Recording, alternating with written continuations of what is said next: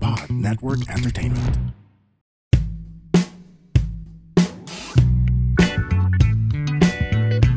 So welcome to Kaya Pa Ba with Baus Rufo at ang aking guest for today ay si IC Mendoza, ang aking fellow mompreneur. Nakakatawa kasi si IC, dating artista, ngayon nasa agency na. Ako dating nasa agency, trying to be an artista. So yan ang tinatawag nating cinematic parallels. Nakakatawa ang conversation nito dahil ang dami naming mga corporate jargon, Becky terms, and more importantly, marami kaming mga realizations. So enjoy this episode with IC Mendoza.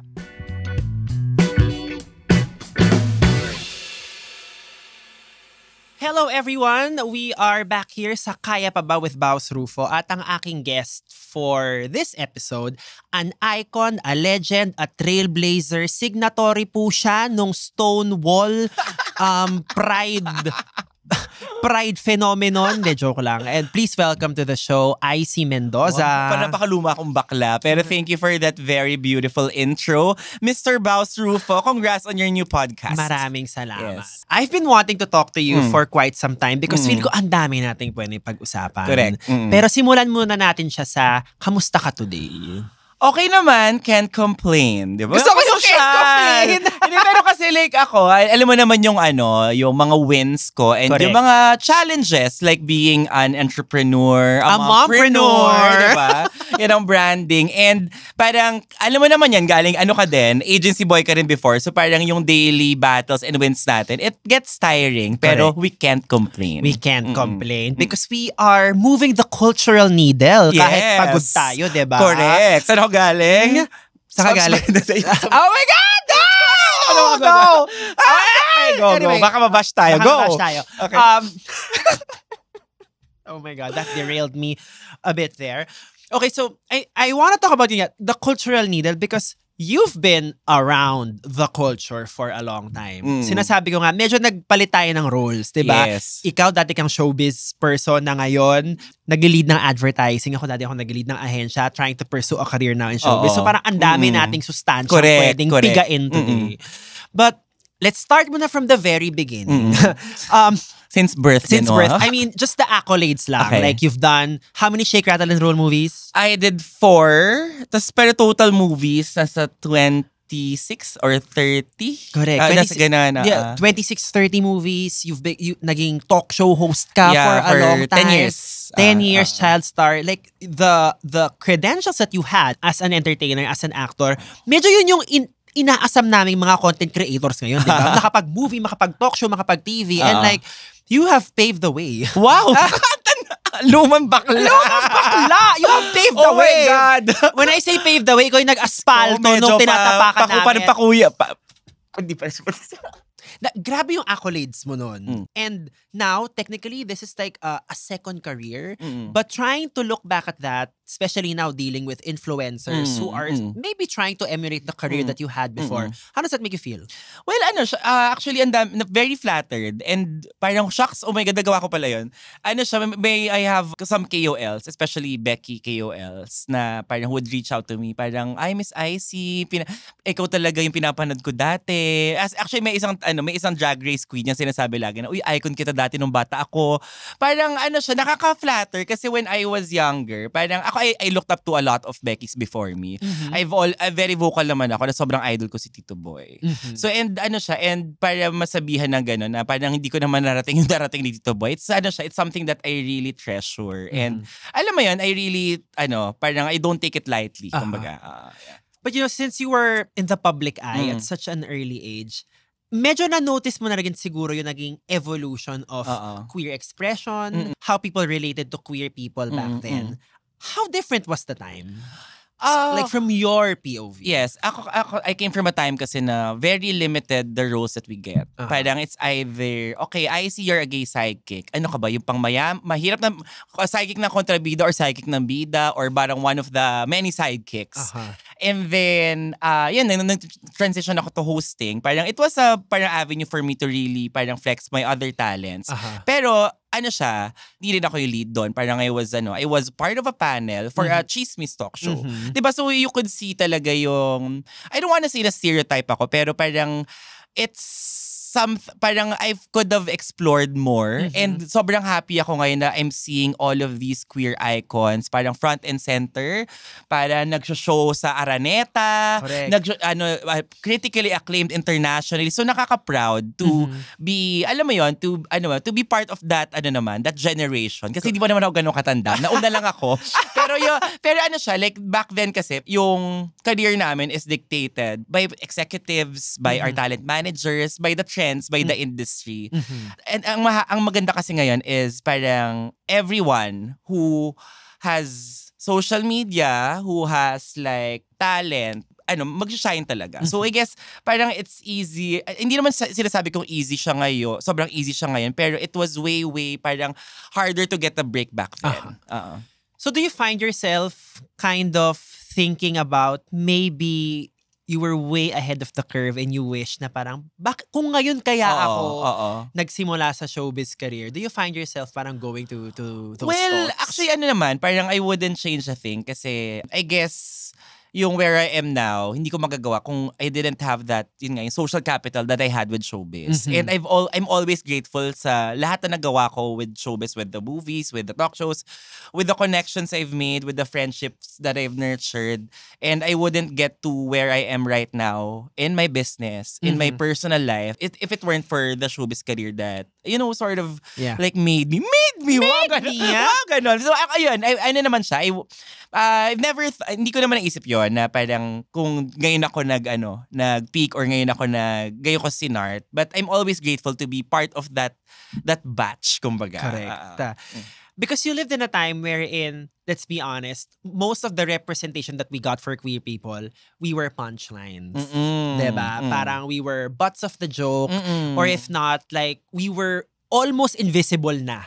Ganun tayo pinoportray. Diba? But now, medyo yung queerness mo is your superpower in the sense na ngayon ikaw na yung pumipirma ng check. Diba? Ikaw nagsasabi sa kliyente na ito ang makinig kayo sa akin, ito ang gamitin yung influencers. Ikaw nagsasabi sa influencers na hello, meron akong malaking project for you. Yes. At first, when we started the company and yun nga, sabi ko nga I'm parang the accidental mompreneur. Kasi it started as backstory muna. Parang it started as nung the talk show format sa network ko before was sort of dying. Parang I really had to pivot. Parang anong gagawin ko. So ngayon parang when we started the PR firm, that tatlo lang kami. So ngayon parang okay, sige, parang let's start it as a racket. Tas I'll do showbiz on the side. So I was acting, I was still hosting mga iba-ibang mga corp events, and I was doing the PR job on the side. Then nung lumaki na siya, fast forward ngayon pa 16 na kami. It's parang una medyo na-overwhelm ako. But at the same time, parang I really had to step up. Kasi it's yung parang the business is my baby, our baby. And I think parang yung being a leader, it's a never-ending learning process. They don't really teach it in school. Parang Pagod, no? You just Kaya really nag-quit diba? So, diba? Pagod ka, diba? Pagod ako.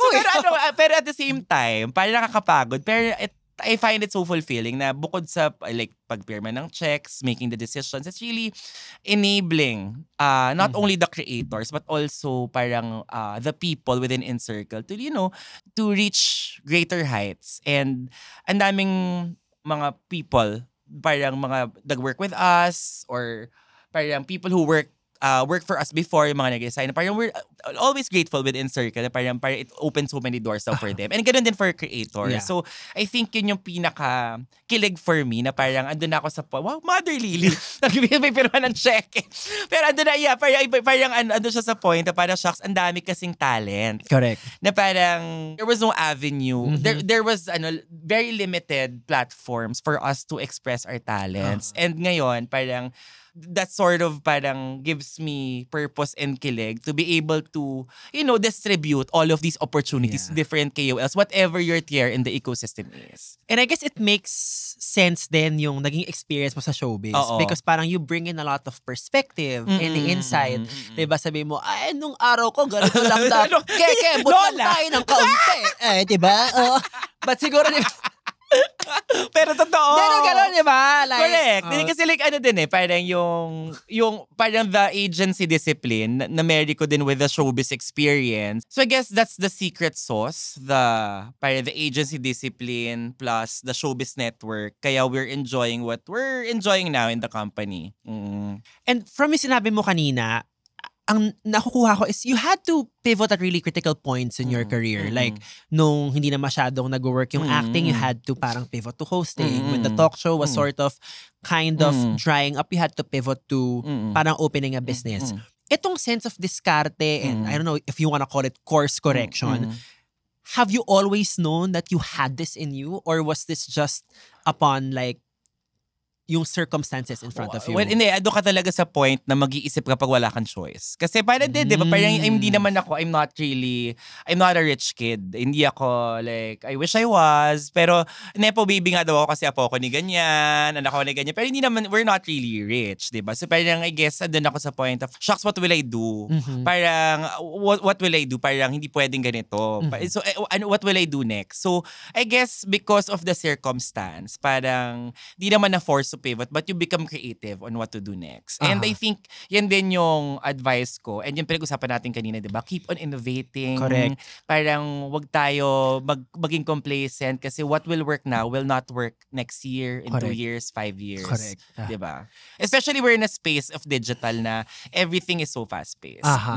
Yeah, I mean, kailangan talaga lagi tayong Oo, nagtatanim. ito naman, ang dami ng pananim nito ni Mr. Baus. Kailangan niya bawal mabulok, no? Kung ako si Mother Lily ng influencer marketing, ikaw ang Boss Vic of drag.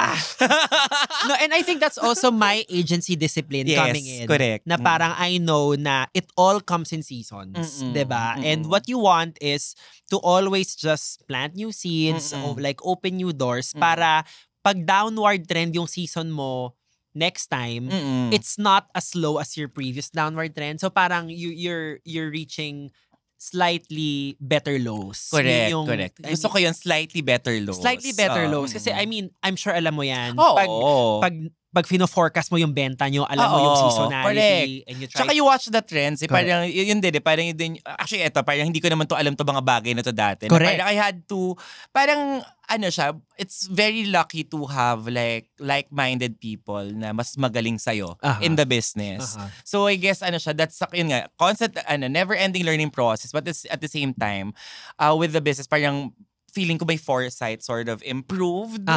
Pero may mga hindi na uso tong tong trend na to, tong tactic na to, what will we do next? Correct. Parang what will we do next? Those are the questions that you have to answer. Yeah. Hindi lang as businessmen as like creators and artists, you have to ask yourselves that as well. So, sinabi mo na, you were fortunate enough to be surrounded by like people who you looked up to na, I guess like who you thought were smarter than you.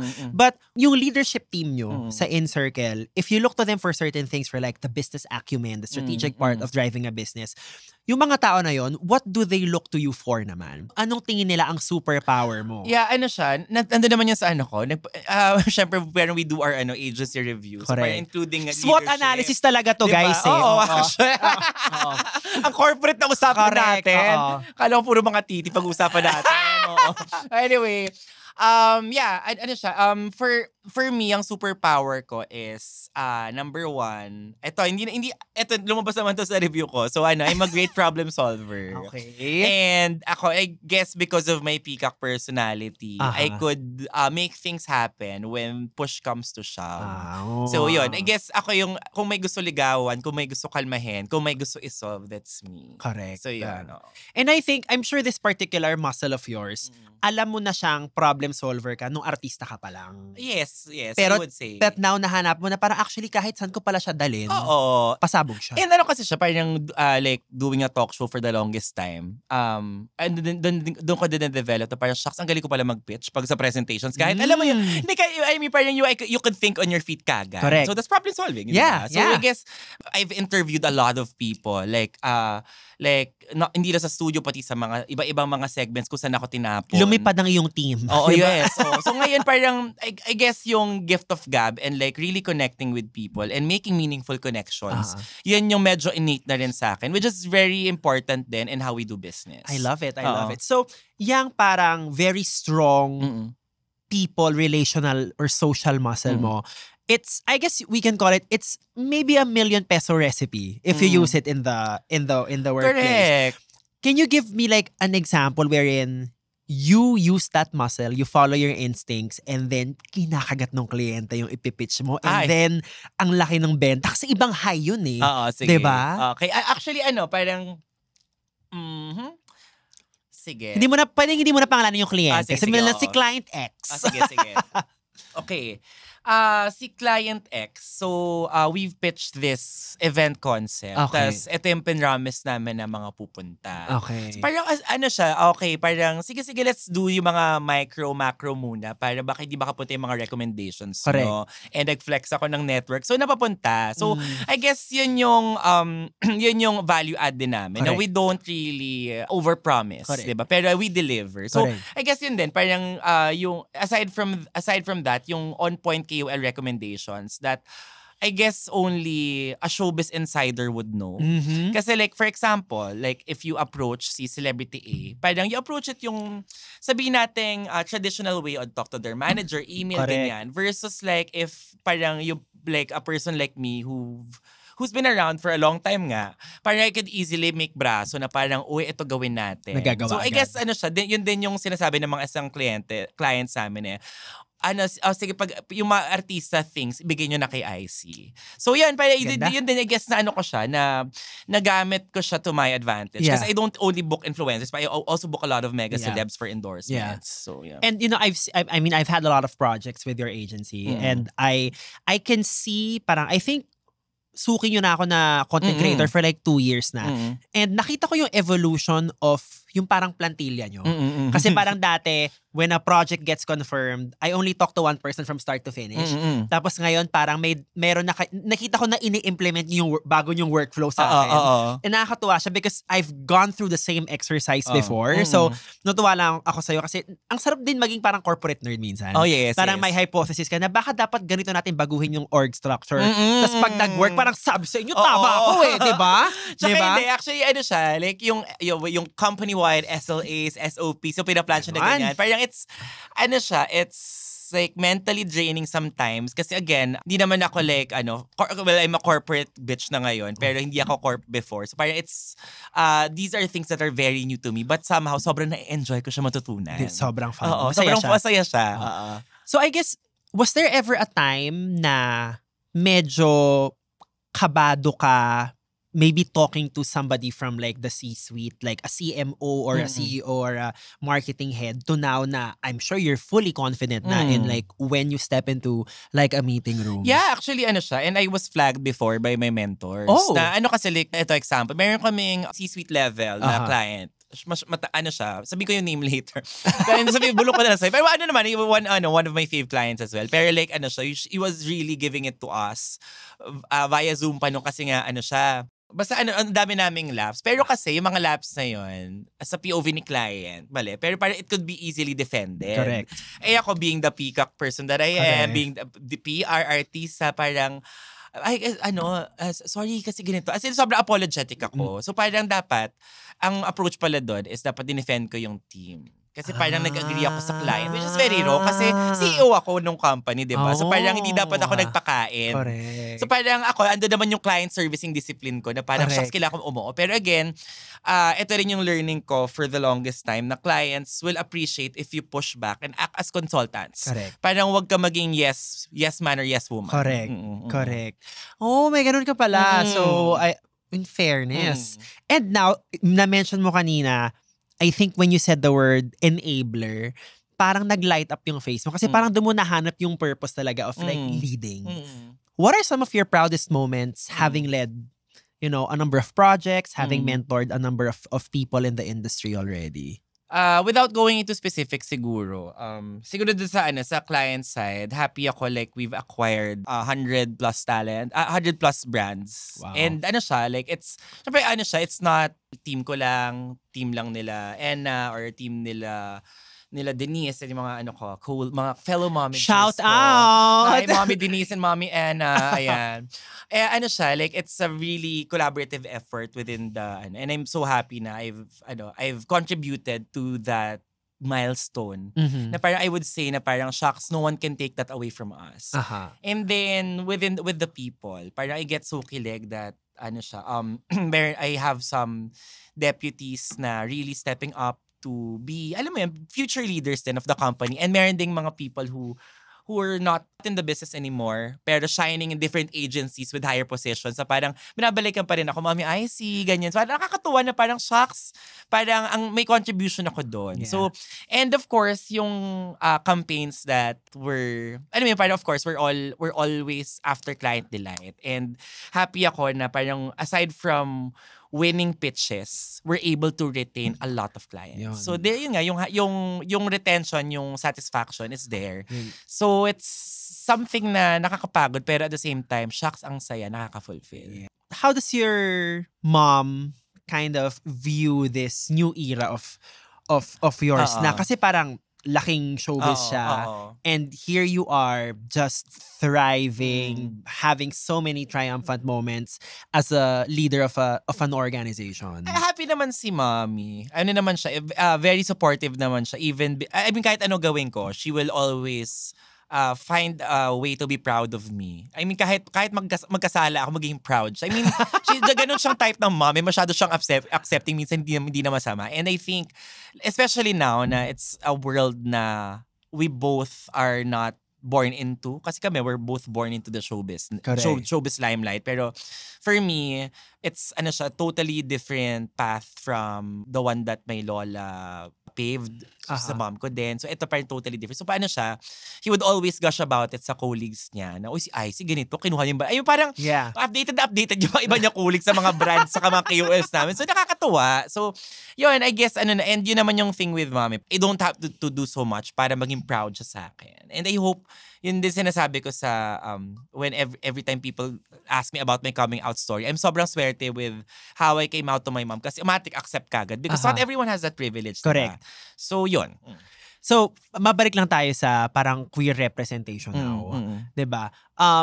Because you are part of kind of shaping the culture with the brand campaigns and the influencers, is there like a conscious effort from your end to put parang queer talents at the forefront of campaigns? Or Definitely, yes. And kasi siya, even there are brands na, okay, baka alam yung mga brands. Pero like may mga, basta we recommended an LGBT couple. But I think the brand is not ready for that. Which is okay. Pero at least we pitched. And you had that conversation. We had that conversation. And also within the organization, we have the town hall. Pero town hall namin every Pride.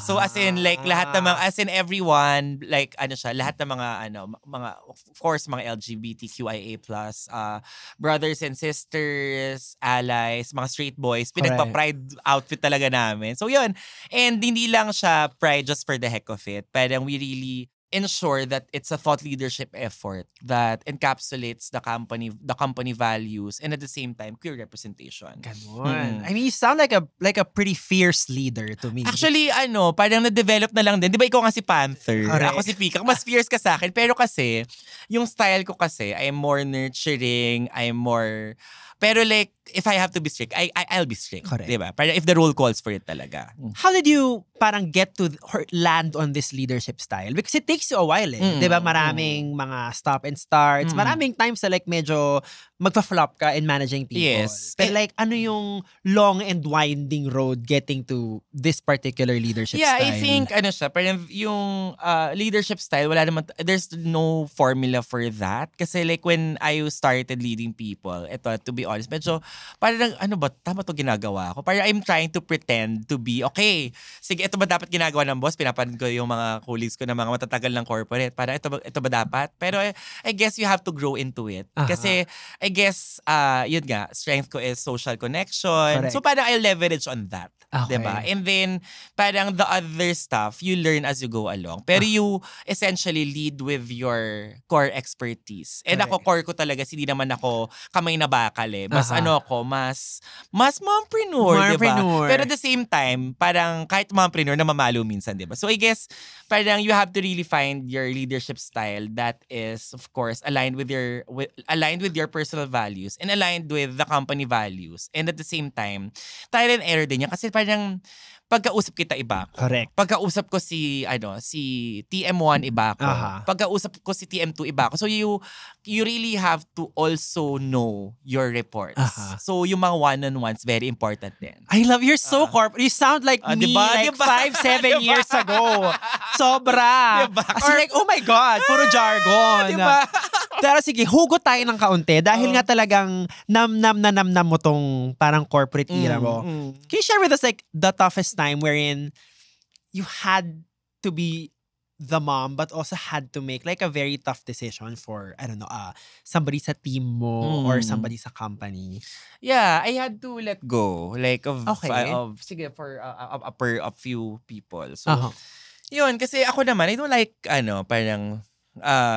parang not regularizing or not or letting go of people kasi syempre ang sakit di ba parang mga Yes. and I'm dealing with like bagets here. Mhm. So yun parang okay I had to really be intentional dun sa KPIs sa company and who are those people na parang medyo tagilid and will not meet those Got it. KPIs. And you're doing a disservice to them if you don't trim them or let them go. So Tama yun, naman. parang after nung Zoom, umiyak ako. Pero syempre hindi ako umiyak habang sinasabi ko. Pero kasi, ang sakit kasi parang they really want to do they want to learn pero they're not quite there yet. Yung Correct. ganun. So yun, I guess yun yung that's one hard part. May isa pa akong example. Siguro marami ka rin kasi akong mga kinakausap na managers na Okay. medyo I mean I love the KOL partners that we have, yung mga ibang managers, pero marami talagang mga medyo unprofessional kausap. Mhm. Like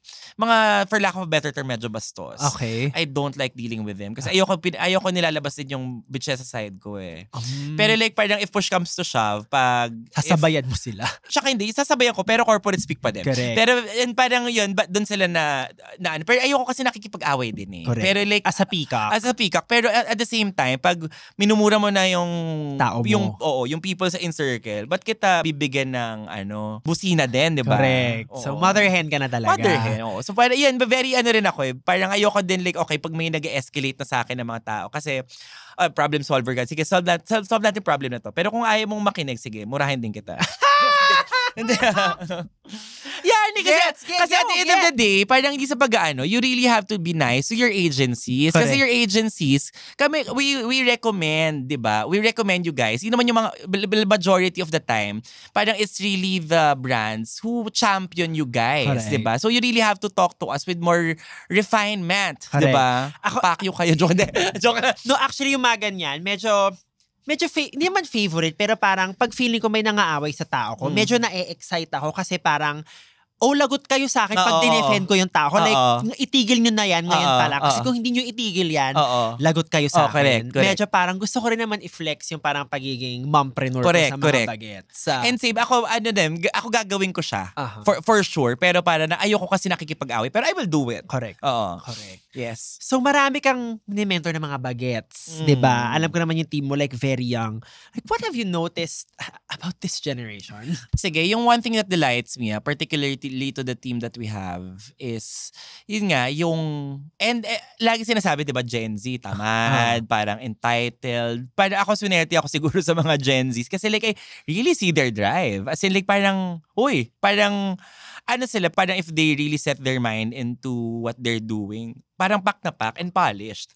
Siguro yung parang hindi ko pa magets is, we came from a different generation wherein ang work culture iba. Correct. And tayo kasi di ba, parang Until it's done. Until it's done, kailangan Correct. hanggang Saturday, Sunday, di ba, ganun Correct. tayo. Which is yun nga, yun yung kino-course correct ngayon. Aha. Pero kasi may mga iba ring mga ibang younger people na parang, okay, easy to, okay, sige, stop na ng work at 5 p.m., relax. Okay lang naman yun, di ba? Pero I guess parang we have to be really conscious of our deliverables and goals. Correct. And tayo kasi, and I'm not sure kung sino mali, kung tayo Or sino rin sila. tama, Oo, oo. diba? Kasi mali mo yung ways of working pala natin all this time. Mali mo tayo na pala yung mga boomers. Correct. So parang ako, I take it with parang case-to-case basis. May times, pag hindi naman kailangan, sige, okay lang, Correct. pagpabukas na yan. Aha. Pero pag may kailangan talaga i-rush, pag yung client is like asking, parang guys, let's make it happen. Correct. So I think siya, parang especially with different generation, very crucial to have that sort of open line of communication. And para tayo, as tayo matatanda, dapat tayo yung Sinama mo pa ako! As tayo yung mga nag-a-adjust ng mga reports natin na parang guys, eto. And we have to empower them to speak up also. Correct. Yun. And I think that's one shift na witness ko in the last like 10 or 12 years. Definitely mas open na yung line of communication now. Like between, you know, the managers and the C-suite and the execom.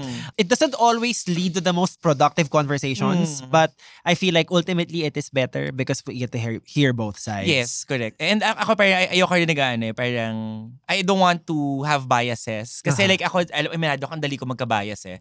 Pero I mean, parang ano siya, pero like you're really parang, if a lead or an owner or a manager of a company, you really have to like, as hard as it may be, parang let go of all biases, of all feelings to really, alam mo yun, know the problem or the objective at hand. Diba?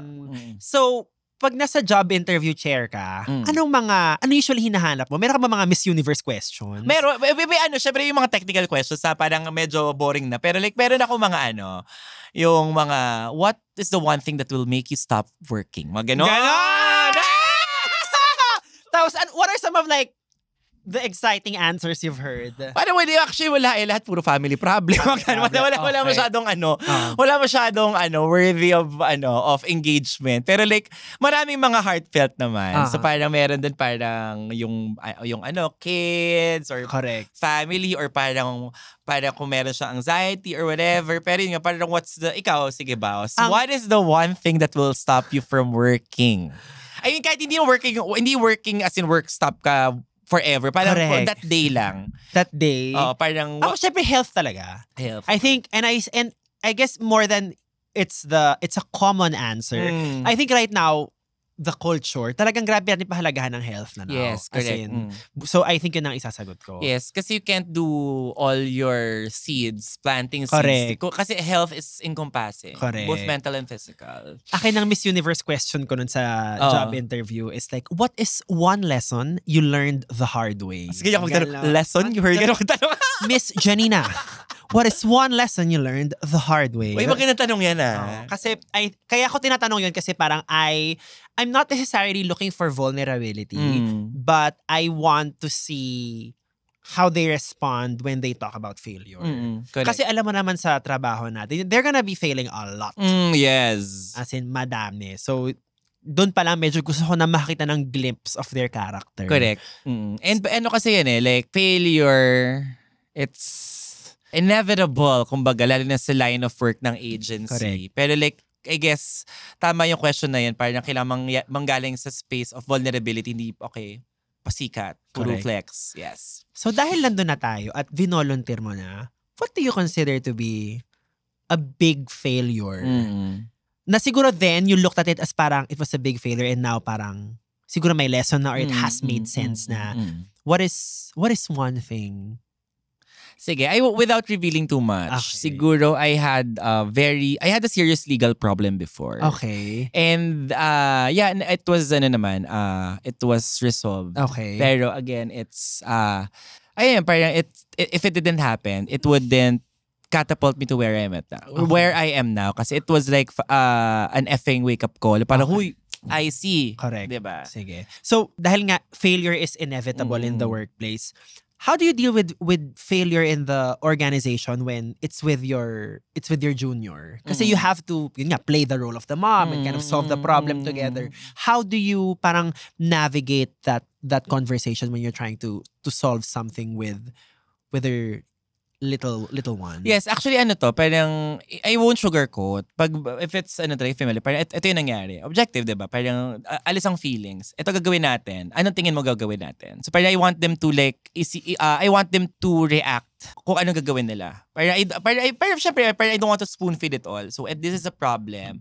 What do you think we should do? And then after nun, kung may na sila, then after nun, sige. I'll build on that answer. Then after nun, we'll solve it together. And ako, parang yan din ang I don't like throwing people under the bus. Correct. Sobrang wrong Hindi yun. ito who should go home tonight and why. Correct. So parang pag-report mo, protect. Correct. Coach, coach sa gilid. Then, pero like yun din yung isa ko pang mistake before. Like parang I like to call out people. Pag sa public chat, oy, please ganito, ganyan. So parang may mga nasasaktan pala doon. So parang, pag you celebrate publicly, pero you reprimand privately. Parang para at least, yung, especially parang with people of positions of power, like, that's very important for a person's dignity. Kasi like, for us, wala lang, di ba? Okay, saway, kasi mas madali sa lahat ng chatroom eh. Correct. Pero people seeing it, parang for them, parang shocks. And that's a lesson na natutunan ko rin the hard way. Kasi napagsabihan din ako. Which is, yes, ayun na ginagawa ko ngayon. Pag I'm very, let's celebrate, galing-galing mo, private chat. Pero pag may mali, call. Tayo lang dalawa. Tama yan. I mean, medyo uncomfortable yung mga calls but it's necessary eh. Correct. Kailangan So, I feel like you're fully coming into your own as a leader of an agency. But what parts of the job of the industry do you still want to learn? Are there parts of it na parang feeling mo, hindi, kailangan ko pa talagang galingan tong... Like, it can be as trivial as kailangan matuto ko mag-Excel. I know, like, diba? Ano ba? Excel, master na ako sa Excel. Siguro, like, building new verticals. Like, ngayon kasi, like, agency, diba? Pero I want to further dive into pa, like, parang how to make products out of like the space that we do. May share ako sa'yo dyan, pero off the record na. Kasi may mga isa-suggest na ako. Perfect! Love it! So yun, I think ngayon kasi parang yung agency galawa. Correct. I mean, I know it na. Pero I guess, doon sa like, the future proofing of the company is something that I want to learn from, and that's why parang we got a new managing director as well to mentor us to like do all of these things. So very exciting times for Insert. Grabe, gusto ko yung like yung future proofing kasi sobrang I'm sure. Gaano kadalas kayo mag-business review? Every month, every quarter? Half la. H1, H2. Talagang kailangan siyang gawin, no? Oo, kailangan. Kasi parang how do we pivot? Okay, parang will it work pa rin ba itong ginagawa natin for next year? Baka hindi na. So, you really have to be on top of the trends. And naman, parang solid naman yung team in like navigating this very unpredictable landscape together. This climate. Diba? This climate. Correct, climate. Mga natutunan mo sa climate, social capital, mga ganon. Correct.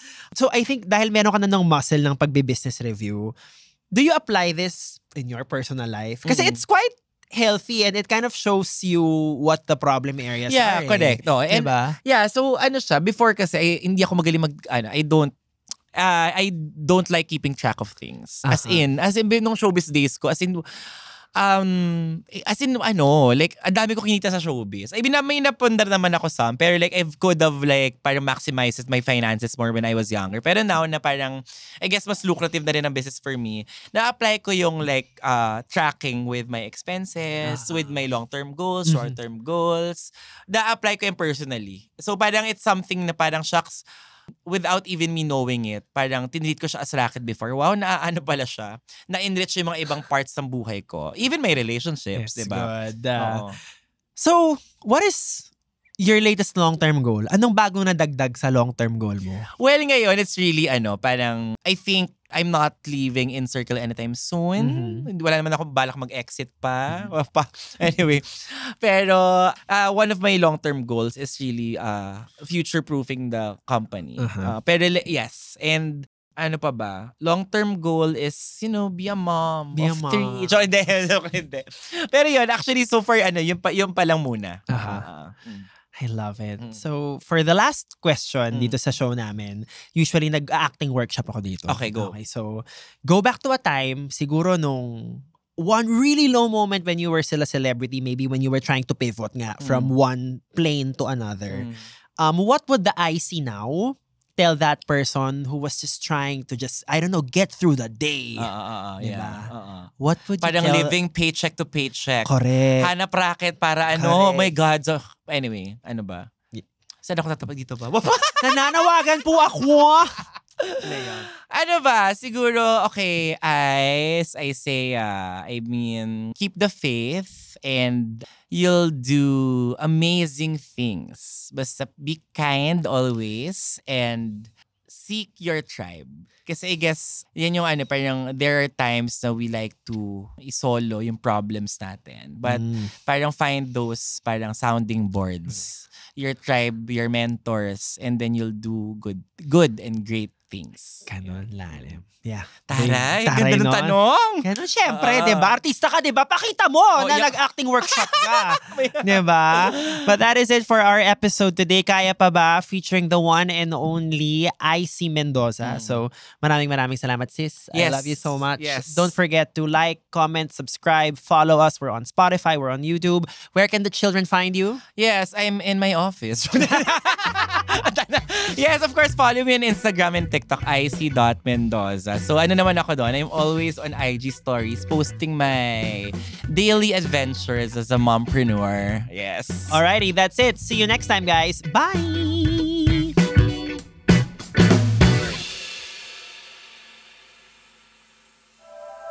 The opinions of podcast creators, hosts, and guests are not necessarily reflective of the official stance of the Pod Network Entertainment, its hosts, or other network programs. The content created by the people behind the podcast is personal and not meant to harm any religion, ethnicity, group, organization, company, or individual.